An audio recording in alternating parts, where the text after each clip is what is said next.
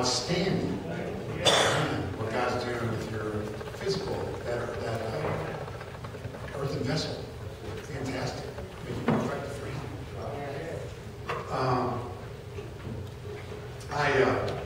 I usually speak. We have a power hour. I take a small part of the hour and turn it over to Nikita. He's traveled all the world as an evangelist. He's a mentor of mine, incredible man of God, and most of all, an amazing friend. But I usually come on and share a little bit of my story. The first time I was asked to do testimony, I grew up in a church, and I was in front of a bunch of people in church. I just got saved. It was an event he was at in May of 06. I just got saved April 23rd of 06 by God's grace and mercy. And they asked me to do testimony, and I'd been in a young men's, what was that? It was hardcore juvenile detention, right? Yeah, hardcore out of Phoenix. And the outskirts of Phoenix. And they asked me to do a testimony. And I didn't know what that meant either, because I didn't grow up in the church at all. I did not grow up in the church. I never went to church. And I grew up on the human secular, in the schools up in New York, you can't even mention creation. So I grew up totally on science and Darwinism and all that stuff. But anyways, to get back, we were in that, they asked me to do a testimony, they asked me to do it in front of, then I got up in front of all those people at that church on Sunday, they asked me to do a testimony, I was scared to death. So I'd been on a mic talking about wrestling and everything, but I'd never actually given a testimony, know what that meant. So that was quite the experience. But I really enjoy now, go around with Nikita and do this. And it's a real joy and a real pleasure. Like I said, I grew up in Buffalo, New York, blue-collar town. The steel industry had gone away. So my parents were busy, not to make excuses for my parents. They were wonderful parents, morally and every other way. I took care of home, but they were working 7 days a week and put food on the table, make ends meet, so they had dressed up and take us to church on Sunday mornings. So I had no exposure to Christ. None. Only, and once again, I learned everything through school, public schools. So science and the Big Bang Theory. We come from microorganisms. We live, we die, and then I used to say we're worm food. That was my human secular vision growing up in my adulthood of what happens to us. And I knew the Christians, but a few of them I played football with, and I said, well, those are the goody two-shoes guys, they're supposed to be perfect. And most of them I watched, they weren't perfect, which I understand none of us are perfect. We all fall short of Romans 3:23, but my only exposure to Christians was ones I saw in sports, things like that, and as teammates and things. So just be careful where I walk, right? Because a total non-believer like me was watching, and I was like, well, I see those guys, at the bars and the strip clubs and the things, or what's up with that? And I remember, people don't understand it, but I basically, my entire adult life till age 47, when I got saved, was as an atheist. I didn't believe in God. I didn't think there was a God. A couple times I got in trouble in my life.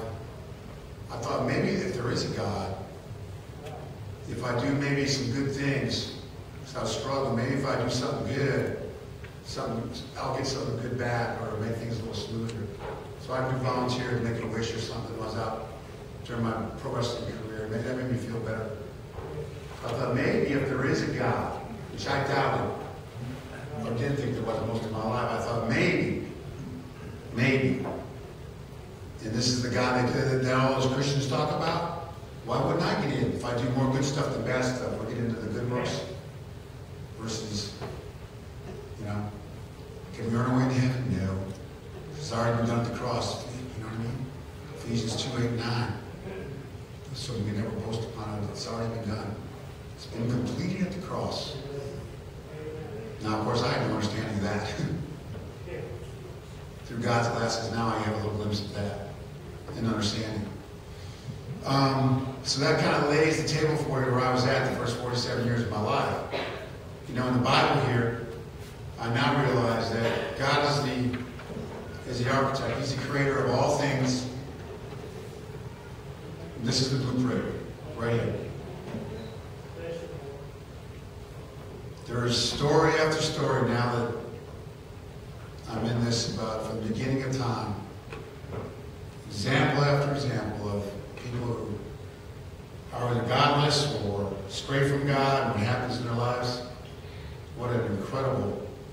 I mean, who knows better for our lives, I realize now, than our Creator, the one who made us. I mean, if you buy something at a store, I mean, you go to the manufacturer for directions. Well, we're supposed to. Us guys don't like to follow directions or ask for directions. That's when we dress that with men's groups. But I didn't realize that God it's written upon our hearts, as in the Bible. And there's a built-in GPS, you know, that we're to know God. That's what true peace and comfort and understanding. And if you go to, you know, Galatians 5:22, get into the Galatians 5:22 and 23. To have true peace and happiness and really know where our talents and gifts, how it's supposed to be done for His purpose, first and foremost. Our Maker, our Creator, knows what's best for us. Well, I spent 47 years trying to do it. You know the Sinatra song, Do It My Way? I did it my way. No, it should be did it His way. But I tried to do it my way. And I'll share with you for a few minutes what that led to. Everybody thought I had it all. As Lex Luger told package, I really didn't have anything.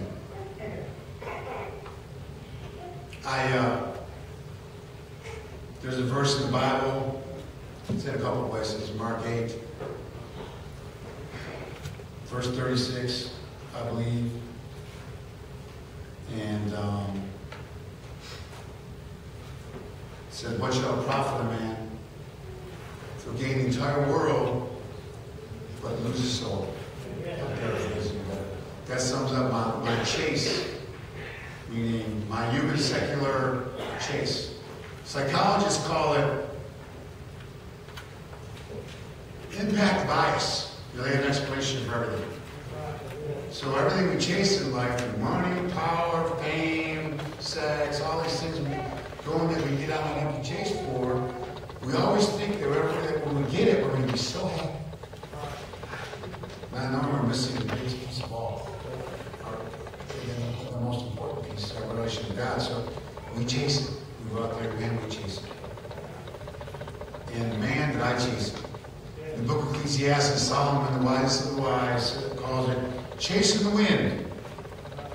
Can you imagine? It gave me a visual of grasping and trying to catch the wind out in front of us. That was how I was chasing life. Now, I chased it through everything. I mean, man, I chased it hard.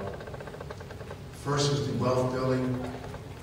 And no matter how much money I had, it was never enough, and there was always somebody who had more. So talk about empty chase. Whoa. Satan loves that one. I remember being around and wrestling, from a career in professional football to wrestling. I remember being around the Hollywood celebrities and all these important people and business executives and people way wealthier than me, way more famous than me. They were on the same chase. They wanted to go out and hang out and do stuff after the matches. We travel all over the globe. They'd all come and bring their families, or we'd hang out afterwards. And I found out that they were all on the same quest and chase. And I could go an example after example of how empty my life was going to fill. It was temporal things, possessions. We're not born this world with it. We can't take it with us. The Egyptians tried, I think, take it with them. That stuff was all uncovered. It was still there, wasn't it? Those pyramids. However, we try to fill it up with that possessions and earthly things. And there's nothing wrong with those kind of things if you're a good steward. God's given you gifts to have those kind of things and use it to bless other people's lives. However, that wasn't my goal. And I went off that chase, but I found that in summation, when I was around political figures who chased it with power, but when you're around those people of so-called earthly significance, they were on the same, I was like, man, they're on the same chase I am. And for me, to sum it up, like Hollywood people, from our perspective, especially our youngsters, it's like they have all the money, they know what to do with, find incredible things to waste it on. Fame, fortune, glamour, right? Great corporate affairs, right? They got it all going on. And looks, they're beautiful looking people, you know, dressed driving beautiful cars and beautiful homes. And they don't want to live in LA, they want to live up the coast in Malibu. I give this example. It's about almost an hour up the coast. Beautiful how God creates places like that. And cliffs overlooking the ocean. A one-bedroom condo 2 miles off from the beach is like $5 million, one bathroom. It's ridiculous. It's so-called valuable land, and they all love to live there. That's status, so-called significance. And the guy was telling me, well, besides real estate sales, the number one industry in Malibu is, guess what, Lex? I go, what? I'm thinking all these different things that go, drug rehab centers. All these people that, is that summing all up? Chasing life through wine, women, song, possessions, material things, money, power, glamour. Billy Graham calls it, we chase fame, fortune, and glamour in our lives. One of the true significance in our lives is through Jesus. And I chased it. I chased it through fast cars, fast women, destroyed my marriage, my family. There were 2 beautiful children and a wife. Car wrecks, motorcycle wrecks, not realizing God was at that door and knock, knock, knock the whole time, watching over me. The whole time. Someone would open that door. A friend of mine gave the example that here's Jesus after all he did for us. But he's standing in that door to our heart. He's standing right outside that door, but every day we got to realize, and I'm so thankful that God allowed me to realize April 23rd of 06 that the door handle's on the inside. We got to let him in. We're separated at birth. But God so loved the world, he gave his only begotten Son. He did it all at the cross, but he's standing at that door throughout. I looked back all those car wrecks and things that he was putting me on. And people said, oh, you're lucky. My legal name's Lawrence. They go, lucky Larry. Lucky Lex. There's nothing to do with luck. Amen. He loves us so much, he's standing at the door. So he can do and empower and do the supernatural transformation of life and give you the direction and the guidance of why we're all truly here on earth and here this morning. But man, I kept on chasing it my way. And for that person that thought I had it all behind the scenes, my life was turned to one train wreck after another. It became a life of drugs and alcohol and darkness and separation from my family. In May of 03, I had a girlfriend on one side of Atlanta, and my wife and kids on the other side, while I still had them. And she died of drug overdose in my arms, trying to relive that party life. Lex. Incredible tragedy. She didn't make it. Called 911, they came to the place. I had all this party life I built up and friends I thought I had, and they found drugs in the home. Top tragedy, I was arrested on 19 felony counts. Did time in jail, deservedly so. I tell young people, all those friends I thought I had, that party crowd, they weren't visiting me in jail. They, hey, you ever happened to Lex? Man, who we gonna roll on tonight? They're rolling on me now with me. To the VIP rooms and all the partying, picking up the tab. They weren't there in jail. I remember that night when I was in jail. I thought my whole life had been exposed, my double life. And it was the only time I ever had this thought. And I thought, maybe if I stand up on top, there's a divider in this little jail cell they had me in. Maybe if I put my hands on my back and just fall out, I can just end it all. That's what Satan wants to do. He wants us to give up hope. My life had gone so bad as I was in that jail cell, contemplating that. I said, if I do that, I'll probably, well, it won't go right, and I'll have some kind of brain injury the rest of my life. So I didn't do it. That's what only kept me from doing it. So what if I fall off that thing and I don't do it right? That puts you where I was at that point.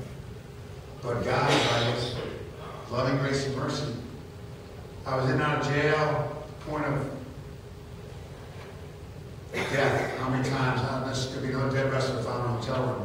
I was living in a hotel room. Whatever I had left was in storage. No family anymore, no wife, no kids in my life. And so much for fame, fortune, glamour, right? And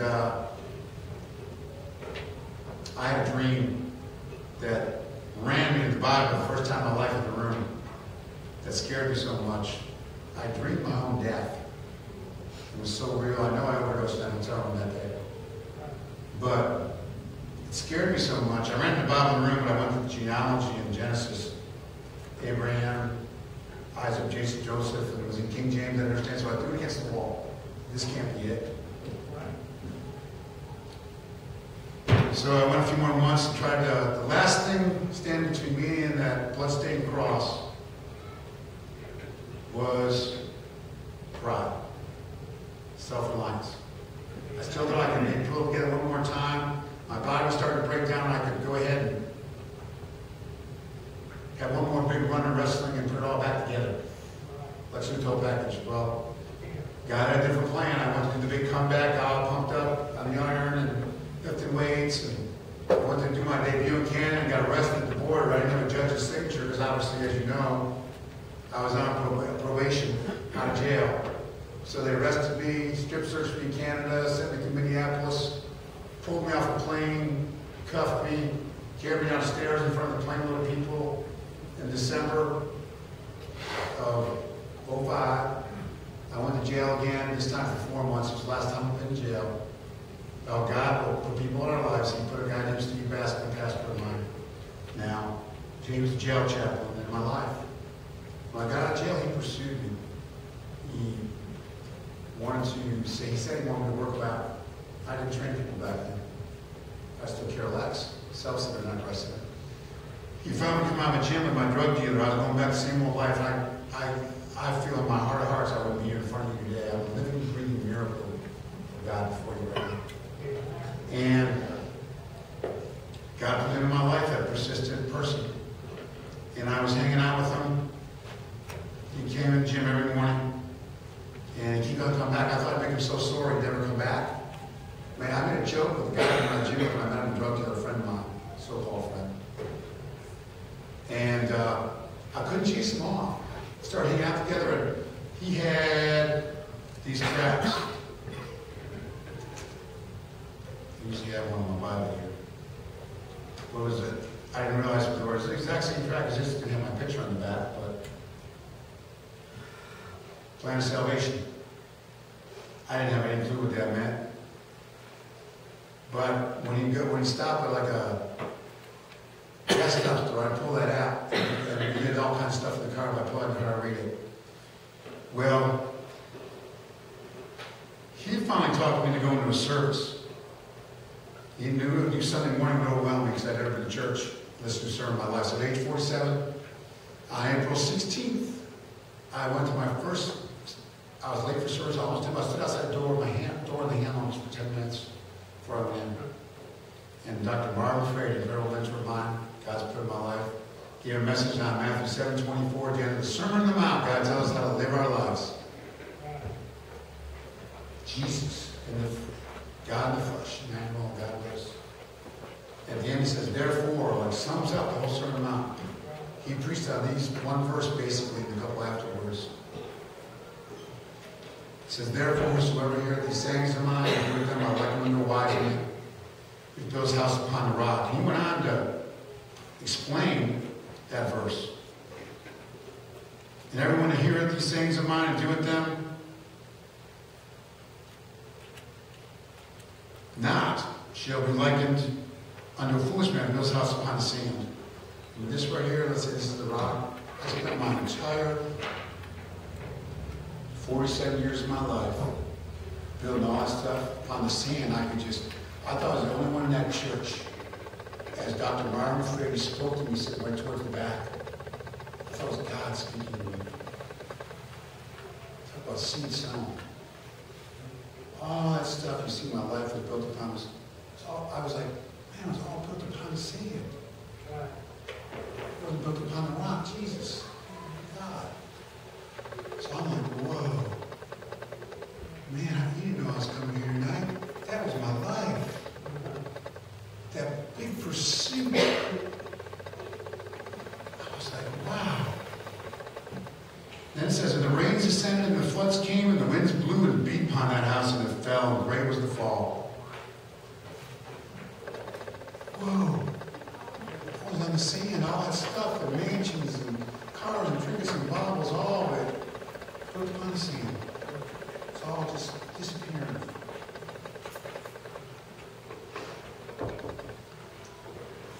Well, talk about seed sowing. A week later, I was in that hotel room.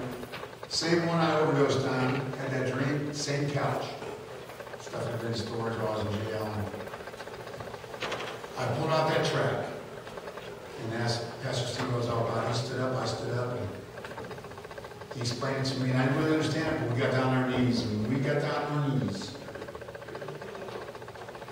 he took me down Romans Road. We all fall short. And we took me down Romans 6:23, the wages of sin are death. And I really couldn't grasp it all, but we got down on our knees and went through the sinner's prayer. I turned my life over to Jesus because I was ready. And he asked me, Lex, well, what do you think your life's been with you running? You steering. I said, man, Steve, I made a mess of it. He goes, well, you want to give me creative God a chance to steer instead of you? And I was wanted Jesus to save me from myself. When I got down on my knees, when I felt that Holy Spirit coming in, depression and darkness and death and everything knocking through that like a white light come inside me and push all that out. I'm so thankful. I go on and on and turn over to Nikita. What has God done in my life since then? Well, just being in here. 5 years ago today, I was in jail. Now I'm here in a church with wonderful godly people, sharing what God's done in my life. That doesn't tell you supernatural transformation yet. Sum it up, right? Whoa. I was in flames 5 years ago. Eating out of a styrofoam container. Whoa. Here in the house of God, completely unsaved and godless 5 years ago. Talk about supernatural transformation, God. The people He's put in my life, I can't go into the words now to describe how He's protected me, His protection He's put around me. Wow. People who are watered and discipled me, mentored me. So many special people. I was paralyzed from neck down 3 years ago. Old hotel room. What God's done with that. Special verse for me now. 2 Corinthians 12, verse 7 through 11. Paul asked about that thorn in his flesh. I'm not the guy you see up there anymore. On the outside, I was one of the strongest men on the planet. That was my quest before I was saved. And now God's showing me through being paralyzed and losing all that outward strength. that our true strength comes through him, from him, from the inside out. So I stand before you, 80 less pounds of muscle. God showed me that Paul asked that thorn of his flesh to be removed. He had like a physical affliction. And it's amazing how God says that you would never boast. That I am all sufficient. And everything comes through me, and I'll always be sufficient for me. Boy, I embrace that. I stand before you, man. You don't see up there, but I've never felt stronger. What God gives me from the inside out now, not from the outside, not what I can bench press. I'm so thankful for that. I'll turn over to Keith here in about 30 seconds, but there's a couple verses that sort of sum me up. I'll just summarize, paraphrase it around, turn to Galatians 2:20. I'm crucified in the flesh. Lord Jesus says, no longer I who live, but Christ who lives in me. It's a very, very special verse to me. And then if you go to Psalms 18,